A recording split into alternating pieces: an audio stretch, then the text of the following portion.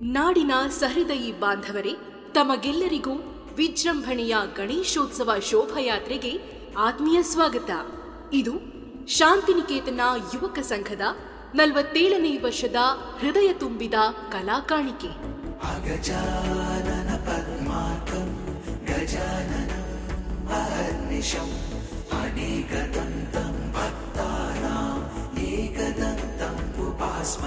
ಈ ಬಾರಿ ಶ್ರೀ ಗಣೇಶ ಪುರಾಣದ 6ನೇ ಸಂಪುಟ 87ನೇ ಅಧ್ಯಾಯದಿಂದ ಆಯ್ದ ಶ್ರೀ ಗಣೇಶನಿಂದ ಶತಮಹಿಷಿ ಎಂಬ ನಾಮಾಂಕಿತಳಾದ ದೈತ್ಯಳ ಸಂಹಾರ ಎಂಬ ಕಥಾನಕವನ್ನು ವೈಭವದ ಮಂಟಪದಲ್ಲಿ ಅಳವಡಿಸಲಾಗಿದೆ. ಸಿಂಧು ದೈತ್ಯನ ಆಕ್ರಮಣದಿಂದ ದೇವಾನುದೇವತೆಗಳು ತಮ್ಮ ಸ್ಥಾನಗಳನ್ನು ಕಳೆದುಕೊಂಡು ಕ್ರೂರಿ ಸಿಂಧೂನ ಅಡಿಯಾಳಾಗುತ್ತಾರೆ. ಸಿಂಧು ರಾಕ್ಷಸನ ವಧೆಗಾಗಿ ಆದಿದೇವ ಗಣೇಶನು ಅವತಾರವೆತ್ತಿದ ವಿಚಾರ ತಿಳಿಯುತ್ತಿದ್ದಂತೆ ಅನೇಕ ರಾಕ್ಷಸರನ್ನು ಗಣೇಶನ ವಧೆಗಾಗಿ ಕೈಲಾಸಕ್ಕೆ ಕಳುಹಿಸುತ್ತಾನೆ.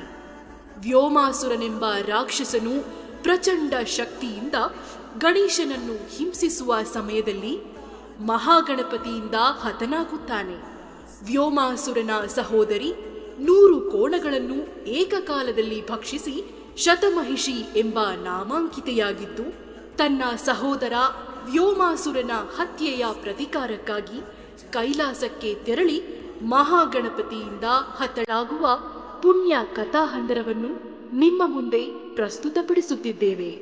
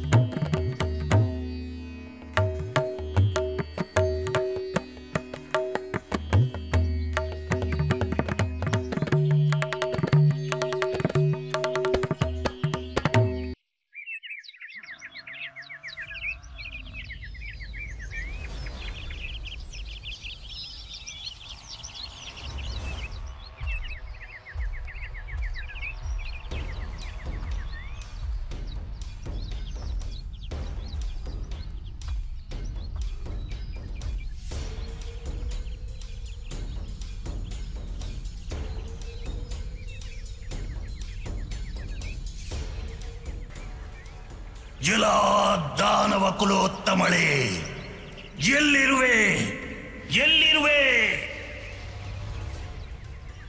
ಇದು ನಾನು ವ್ಯೋಮಾಸುರನ ದೂತನಾಗಿ ಬಂದಿರುವೆ. ನಿನ್ನ ಬಲಶಾಲಿ ಸಹೋದರ ವ್ಯೋಮಾಸುರನು ಶಿವ ಪಾರ್ವತಿಯರ ಪುತ್ರ ಗಣೇಶನಿಂದ ಹತನಾಗಿರುವನು. ಅಯ್ಯೋ, ಇದನ್ನು ತಿಳಿಸುವ ದೌರ್ಭಾಗ್ಯ ನನ್ನದಾಗಿದೆ. ಅನುಜೆ ಮಾಯಾವಿ ರಾಕ್ಷಸಿಯೇ, ಆ ದೇವತೆಗಳ ಸೊಕ್ಕನ್ನು ಅಡಗಿಸಲು ಮಾಯಾ ಯುದ್ಧ ಪ್ರವೀಣೆ ನೀನೇ ಸರಿ. ಬಾ ಬಾ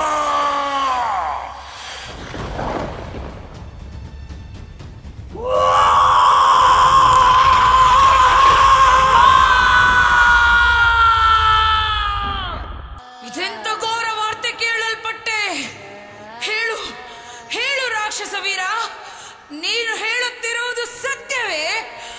ಒಮ್ಮೆ ಹೇಳಿಬಿಡಿ ಅಸತ್ಯವೆಂದು.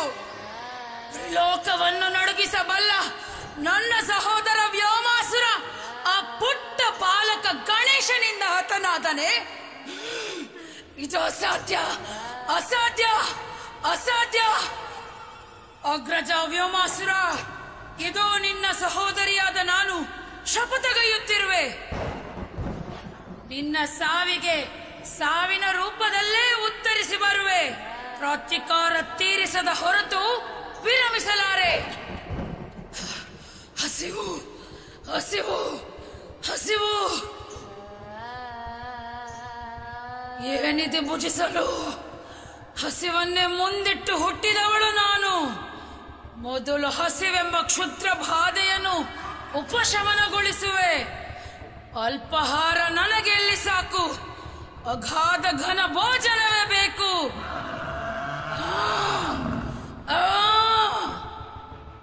ಅದೋ ಅಲ್ಲಿ ಅಗಣಿತ ಮಹಿಷಗಳು ಮೇಯುತ್ತಿವೆ, ಅವುಗಳನ್ನೇ ಭಕ್ಷಿಸುವೆ.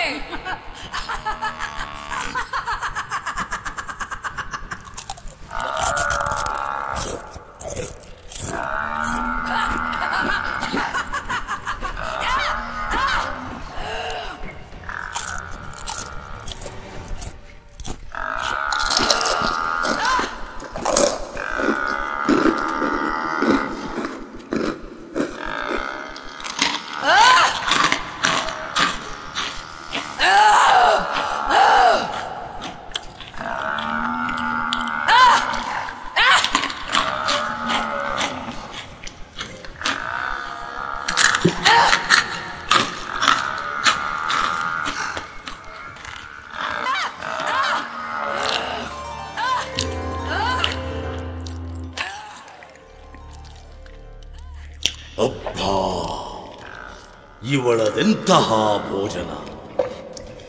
ಅಸಂಖ್ಯಾತ ರಾಕ್ಷಸರ ಭೋಜನ ನೋಡಿದ್ದೇನೆ, ಆದರೆ ಇವಳ ಭೋಜನ ಶೈಲಿಯೇ ವಿಭಿನ್ನ. ತತ್ಕಾಲಕ್ಕೆ ನನ್ನ ಹಸಿವು ಇಂಗಿತು. ಓಹೋ, ಶುಕ್ರಾಚಾರ್ಯರೇ, ಪ್ರಣಾಮಗಳು. ಯಾವಾಗಲಾಯ್ತು ತಮ್ಮ ಆಗಮನ? ನನ್ನ ಗಮನಕ್ಕೆ ಬರಲೇ ಇಲ್ಲ, ಕ್ಷಮಿಸಿ. ಸಾಂಗೋಪಸಾಂಗವಾಗಿ ನಿನ್ನ ಭೋಜನವಾಗುತ್ತಿರುವಾಗಲೇ ಆಗಮಿಸಿದೆ. ಮೂಕ ವಿಸ್ಮಿತನಾದೆ. ಏಕಕಾಲಕ್ಕೆ ಸಾಲು ಸಾಲಾಗಿ 100 ಕೋಣಗಳನ್ನು ಭಕ್ಷಿಸಿದ ನೀನು ಶತಮಹಿಷಿಯಾದೆ. ಇಂದಿನಿಂದ ನಿನಗೆ ಇದುವೇ ಅನ್ವರ್ಥನಾಮ, ಶತಮಹಿಷಿ. ಶತಮಹಿಷಿ. ಧನ್ಯೋಸ್ಮಿ ಆಚಾರ್ಯರೇ, ಧನ್ಯೋಸ್ಮಿ. ನಿಮಗೆ ತಿಳಿಯದ್ದೇನಿದೆ? ನನ್ನ ಸಹೋದರ ವ್ಯೋಮಾಸುರನ ಹತ್ಯೆಗೆ ಪ್ರತಿಕಾರ ತೀರಿಸಲು ಕೈಲಾಸಕ್ಕೆ ಹೋಗುತ್ತಿರುವೆ. ಆಶೀರ್ವದಿಸಿ. ಮೂರ್ಖ ಶತಮಹಿಷಿ, ರಾಕ್ಷಸ ಕುಲದವರು ತಿಳಿಗೇಡಿಗಳು, ಮಹಾಮೂರ್ಖರೆಂಬುದಕ್ಕೆ ಮತ್ತೊಮ್ಮೆ ನೀನು ಸಾಕ್ಷಿಯಾದೆ. ಅಸುರರೆಲ್ಲ ಈ ಮೂಢತನದಿಂದಲೇ ಹತರಾಗಿದ್ದು.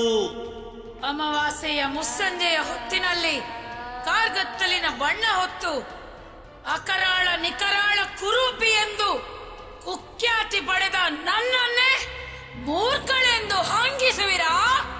ಹಂಗಿಸದೆ ಇನ್ನೇನು? ನೀನು ಈ ರೂಪದಲ್ಲಿ ಹೋದರೆ ಕೈಲಾಸದ ದ್ವಾರದಲ್ಲೇ ನಂದಿ ಭೃಂಗಿಯರು ನಿನ್ನನ್ನು ಅಟ್ಟುವರು. ವೃಥಾ ಕದನವೇಕೆ? ಸುಂದರ ಸ್ಫುರದ್ರೂಪಿ ಸ್ತ್ರೀಯ ರೂಪ ಧಾರಣೆ ಮಾಡಿ ಹೋಗು, ಕಾರ್ಯ ಸಾಧಿಸು. ಅಪ್ಪಣೆ ಗುರುವರ್ಯ. ನಿಮ್ಮ ಮಾರ್ಗದರ್ಶನದಂತೆ ಆ ಇಂದ್ರನ ಮಡದಿ ಸಚಿದೇವಿಯಂತೆ ಮಾಯಾರೂಪ ಧಾರಣೆ ಮಾಡುವೆ. ಅಸಾಧಾರಣ ಶಕ್ತಿಯಿಂದಲೇ ಜಯಿಸುವೆ. ನೀನು ಎದುರಿಸಲು ಹೊರಟಿದ್ದು ಅಸಾಧಾರಣದಲ್ಲೇ ಅಸಾಧಾರಣವಾದವನನ್ನು, ಶಕ್ತಿ ಯುಕ್ತಿ ಸಿದ್ಧಿಗಳ ವರಿಸಿದವನನ್ನು. ಇರಲಿ, ದೈವೇಚ್ಛೆ. ವಿಜಯೀ ಭವ.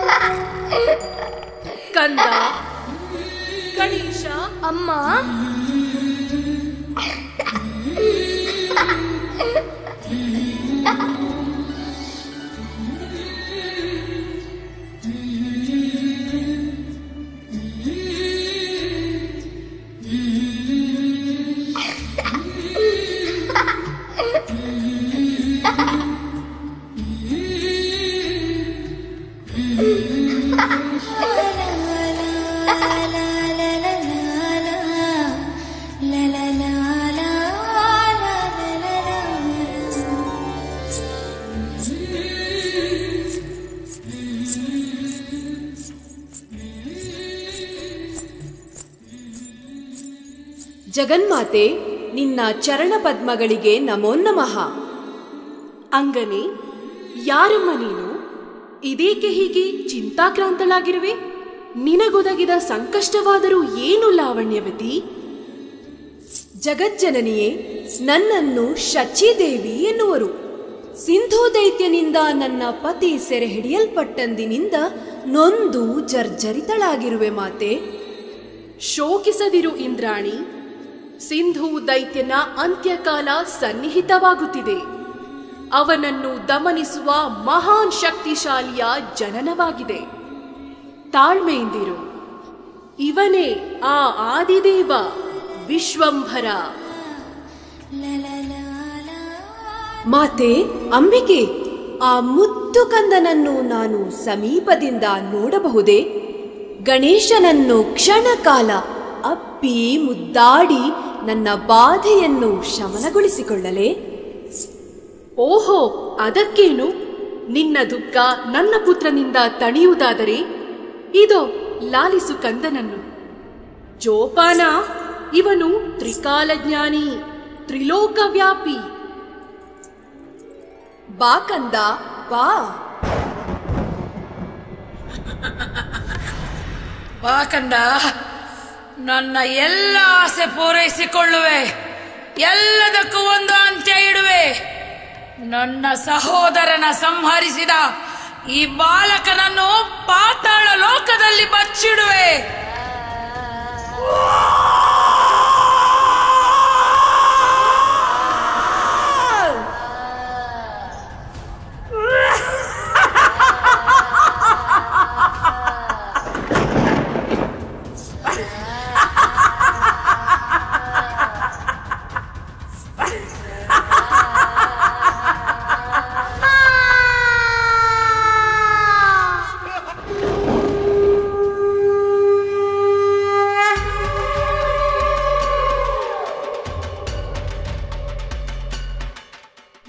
ದೈತ್ಯಳೆ, ನೀನಿಲ್ಲಿಗೆ ಕಾಲಿಟ್ಟ ಘಳಿಗೆಯಲ್ಲೇ ನೀನಾರೆಂದು ಗುರುತಿಸಿದೆ. ವ್ಯೋಮಾಸುರನ ಸಹೋದರಿಯಲ್ಲವೇ ನೀನು? ಚಂಡಮುಂಡ, ರಕ್ತಬೀಜ, ಮಹಿಷಾಸುರನಂಥ ಶಕ್ತಿಶಾಲಿ ರಾಕ್ಷಸರನ್ನೇ ನಿರ್ನಾಮ ಮಾಡಿರುವ ನನ್ನಲ್ಲೇ ನಿನ್ನ ಮಾಯಾವಿದ್ಯ ಪ್ರದರ್ಶನವೇ? ಇದೋ ನನ್ನ ಕೈಯಿಂದಲೇ ಹತಳಾಗು.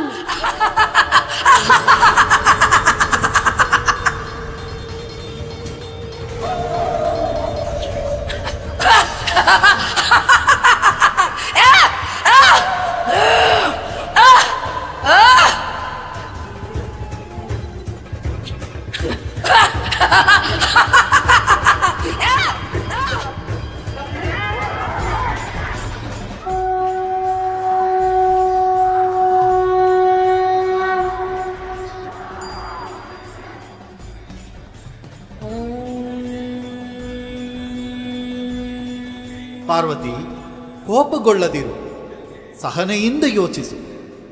ಇದಕ್ಕೆಲ್ಲ ಅಂತ್ಯ ನಮ್ಮ ಪುತ್ರ ಗಣೇಶನಿಂದ. ಇದು ವಿಧಿಲಿಖಿತ. ಶಾಂತಳಾಗು, ಶಾಂತಳಾಗು ಪಾರ್ವತಿ. ಎಲೆ ರಾಕ್ಷಸಿಯೇ, ಮೃಗವೇ ಬಂದು ಜಾಲಕ್ಕೆ ಬೀಳಲು ಸಿದ್ಧವಾದಾಗ ಬೇಡ ಅನ್ನುವರೇ? ಮಾತುಗಳನ್ನು ನಿಲ್ಲಿಸು ಪಾರ್ವತಿ ದೇವಿ. ನಿನ್ನಲ್ಲಿ ವಾಗ್ವಾದ ನಡೆಸಲು ಬಂದಿಲ್ಲ. ನನ್ನ ಸಹೋದರನ ಮೃತ್ಯುವಿನ ಪ್ರತಿಕಾರ ಆ ನಿನ್ನ ಮಗುವನ್ನು ಆಪೋಷಣೆ ತೆಗೆದುಕೊಂಡಾಗ ಮಾತ್ರ ತೀರುವುದು. ಎಲೆ ದೈತ್ಯಳೆ, ಅವನಾರೆಂದು ತಿಳಿದಿದೆಯೇ ನಿನಗೆ? ಕಂದ, ವಿಶ್ವಂಭರ, ಗಣೇಶ, ಇದೀಗ ನಿನ್ನ ಕಾರಣಿ ಜನ್ಮದ ನೈಜಾರ್ಥ್ಯ ಅನಾವರಣಗೊಳ್ಳುವ ಸಮಯ. ಸಾವಕಾಶವೇಕೆ? ಬಾ ಕಂದ ಗಣೇಶ.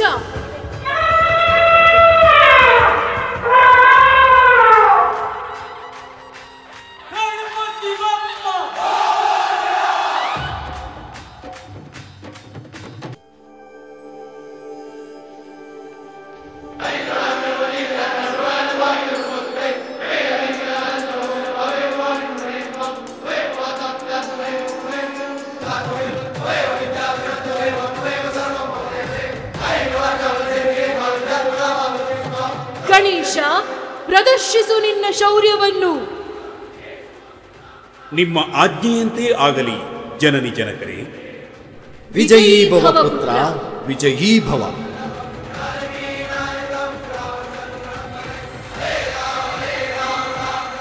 ಎಲೈ ಶತಮಹಿಷಿ, ದುರಹಂಕಾರಿ ದೈತ್ಯಳೆ, ನಿನ್ನಂತಹ ನೀಚ ಲೋಕಕಂಟಕ ಅಸುರರನ್ನು ಸಂಹರಿಸಿ ಭೂಭಾರವನ್ನು ಇಳಿಸಲೆಂದೇ ಅವತಾರವೆತ್ತಿದವನು ನಾನು. ಆದಿಯೂ ನಾನು, ಅನಂತನೂ ನಾನು. ಸೂರ್ಯನಂತೆ ಸ್ಥಿರನು, ಚಂದ್ರನಂತೆ ಚರನು, ಪವನನೂ ನಾನು, ನಿರ್ವಾತನೂ ನಾನು. ಪಂಚಭೂತಾತ್ಮಕ ಷಡ್ವರ್ಗ ಪಾಲಕನೂ ನಾನು. ಸಪ್ತ ಸಾಗರವು, ಅಷ್ಟ ಸಿದ್ಧಿಯೂ ನಾನು. ನವಗ್ರಹಗಳ ಪರಿಚಲನೆಯೂ ನಾನು. ಇದು ನನ್ನಿಂದಲೇ ನಿನ್ನ ಅಂತ್ಯ. ನನ್ನ ಮುಂದೆ ನೀನೆಷ್ಟಿರುವೆ? ಅಸುರರನ್ನೆಲ್ಲ ಧ್ವಂಸ ಮಾಡಿದವ ನೀನೆಂದು ನಾನಂಬಲಾರೆ. ವೃತ ಮಾತುಗಳಿಂದೇಕೆ ಕಾಲಹರಣ ಮಾಡುವೆ? ಈಗಲೇ ನಿನ್ನನ್ನು ಭಕ್ಷಿಸುವೆ.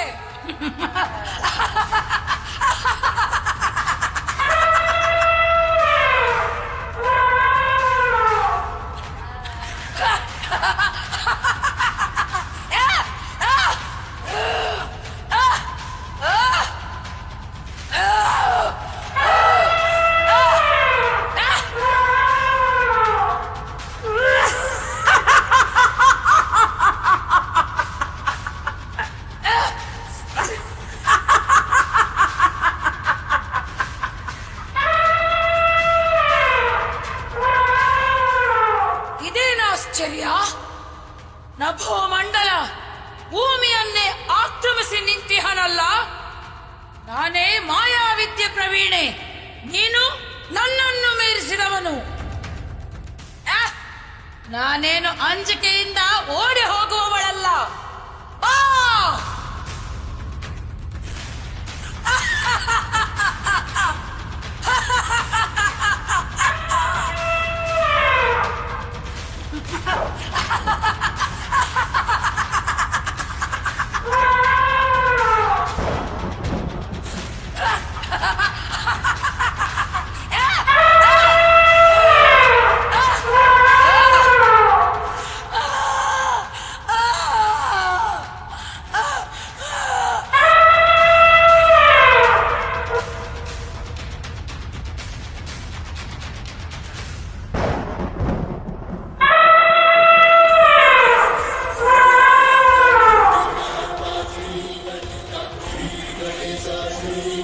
ಅಣುರೇಣು ತೃಣಕಾಷ್ಠಗಳು ನನ್ನ ಸಂಜ್ಞೆ ಇಲ್ಲದೆ ಚಲಿಸದು.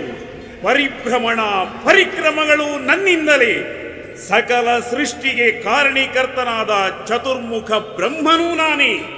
ಶಂಖಚಕ್ರ ಗದಾ ಪದ್ಮವನ್ನು ಹಿಡಿದು ದಶಾವತಾರದಿಂದ ದುಷ್ಟ ದೈತ್ಯರನ್ನು ಸಂಹರಿಸಿದ ಮಹಾವಿಷ್ಣುವೂ ನಾನೇ. ತ್ರಿಶೂಲದಿಂದ ದುಷ್ಟ ದಾನವರನ್ನು ಸಂಹರಿಸಿದ ರುದ್ರನೂ ನಾನೇ.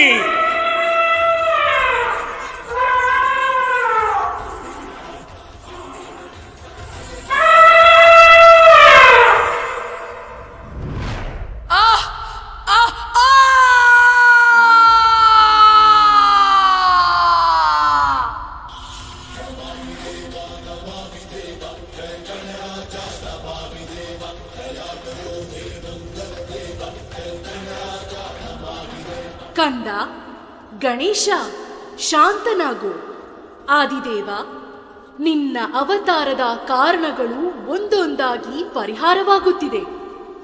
ಶಾಂತನಾಗು ಕಂದ, ಶಾಂತನಾಗು.